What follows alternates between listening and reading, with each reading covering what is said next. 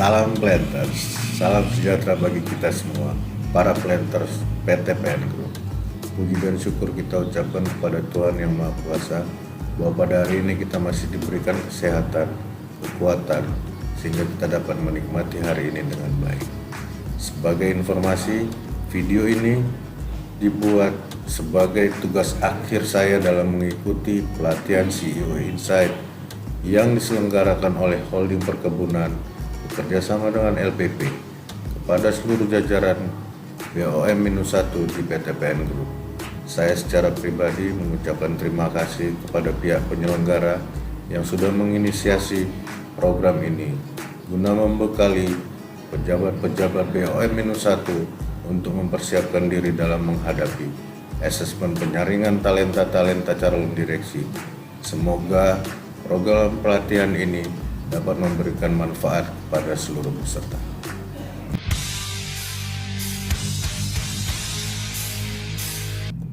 Baik, Bapak Ibu para Planters PT PN Group, setelah mengikuti kelas pelatihan CEO Insight, saya akan mencoba memberikan pemahaman saya terhadap 10 modul kompetensi yang telah saya pelajari. Yang pertama, tantangan peluang terhadap PT PN 4, di mana saya berkarir saat ini. PT PN 4 adalah salah satu anak perusahaan holding perkebunan yang memiliki areal konsesi seluas 175.000 hektar yang tersebar di wilayah Sumatera Utara dengan luas areal kelapa sawit 140.000 hektar dan teh seluas 4.000 hektar. Yang sisanya adalah area lain-lain. Tentu dengan luasan kelapa sawit sebesar 140.000 hektar dan harga jual CPO yang sangat baik belakangan ini, tentu menjadi peluang yang baik bagi PT PN 4 untuk terus berkembang.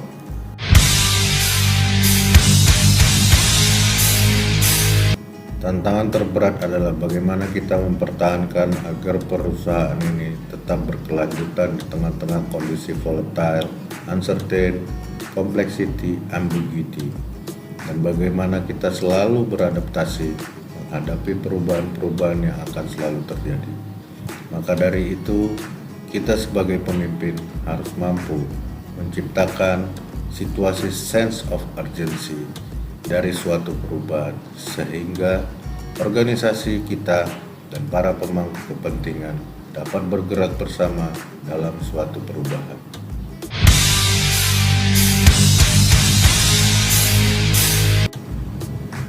Dalam menciptakan daya saing perusahaan yang berkelanjutan, seorang pemimpin juga harus mampu dan memiliki kemampuan untuk mendorong orang lain untuk selalu melakukan upaya-upaya kreatif dan inovatif dengan cara menginspirasi organisasi, mendorong organisasi berpikir out of the box, menyediakan ruang kepada organisasi dalam menerapkan ide-ide dan solusi kreatif ataupun eksperimen yang dapat menghasilkan sebuah inovasi.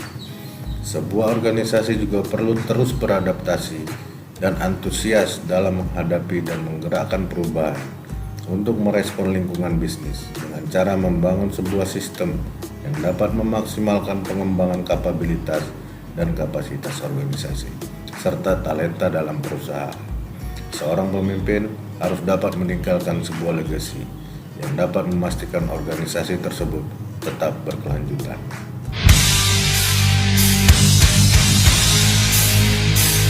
Saat ini dan ke depan dunia industri dihadapkan pada revolusi 4.0 yang esensinya adalah bagaimana digitalisasi menjadi elemen yang sangat penting. Dengan menerapkan digitalisasi pada organisasi kita sangat mendukung dalam pengambilan keputusan secara cepat, tepat, dan mampu telusur.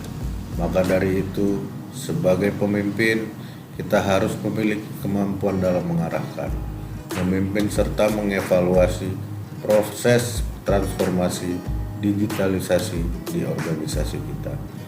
Untuk terus bertumbuh dan berkembang, sebuah organisasi harus memiliki strategi yang tepat, terutama dalam menghadapi persaingan dan mengelola perubahan.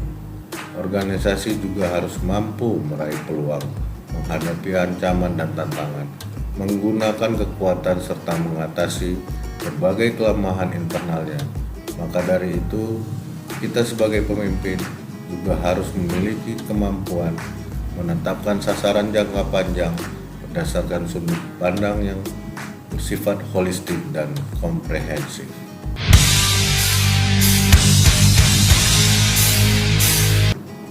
Setelah memutuskan sebuah strategi pada sebuah organisasi agar organisasi tersebut bisa berkembang dan berkelanjutan, maka bagaimana kita sebagai pemimpin dapat menerjemahkan dan mengimplementasikan strategi tersebut menjadi rencana kerja dan memastikan terlaksananya pekerjaan tersebut. Dengan demikian barulah organisasi tersebut dapat berkembang dan berkelanjutan. Suatu organisasi juga tidak dapat berdiri sendiri tanpa melihat lingkungan globalnya. Maka dari itu, kita sebagai bagian dari organisasi harus memahami tren bisnis global serta aspek-aspek di luar organisasi kita, baik dari sisi ekonomi global, sosial budaya, teknologi, politik internasional, sehingga kita dapat menjadikan sebagai variabel ketika memberi keputusan yang bersifat strategik yang berdampak positif bagi perusahaan. Seorang pemimpin adalah seorang yang melayani lingkungannya, mulai dari anak buah, atasan, atau para pemangku kepentingan, sehingga mereka nyaman bekerja sama dengan kita. Itulah yang membuat pentingnya customer focus.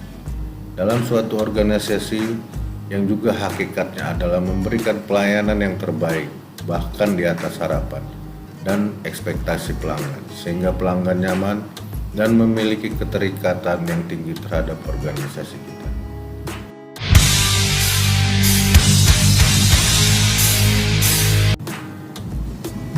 Kemudian dalam mencapai dan meningkatkan nilai tambah bagi organisasi atau perusahaan, kita juga sebagai pemimpin diharapkan memiliki kemampuan membangun dan mengembangkan kemitraan strategis dengan pemangku kepentingan. Hal ini yang disebut dengan building strategic partnership, di mana kita bisa menerima masukan dan harapan dari para pemangku kepentingan dan bekerja sama yang saling menguntungkan. Selanjutnya, mengelola keberagaman dari suatu organisasi adalah salah satu tanggung jawab dari seorang pemimpin. Bagaimana keberagaman yang ada di pada organisasi kita bisa menjadi suatu kekuatan dalam rangka meningkatkan keberhasilan suatu organisasi atau perusahaan. Demikianlah review dari selama saya mengikuti kelas CEO Insight. Semoga ini semua dapat bermanfaat bagi teman-teman planter di seluruh PTPN. Kurang lebih mohon maaf. Terima kasih, PTPN Juara.